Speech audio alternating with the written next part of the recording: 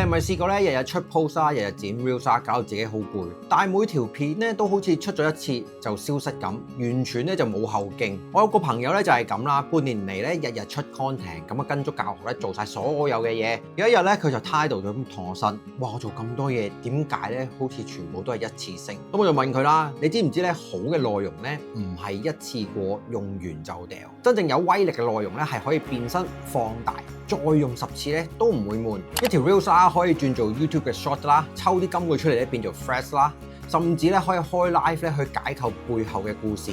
一篇嘅 caption 觀眾反應好，直接改寫成為 email 啦，錄成咧一條嘅教學片，一個成功客戶嘅 case，冇一次講晒，拆開講 before and after， 轉節點同埋 feedback 都可以變做 content。朋友試完呢招咧，唔單止輕鬆咗，仲因為咧內容咧又再利用 reach 同埋轉換率咧都大升。記住，你唔係內容唔夠多，係你未識點樣做得夠深、夠遠、夠系統。重複咧唔代表悶，重複代表咧你值得被記得。今日係咁先，下條片見 ，peace。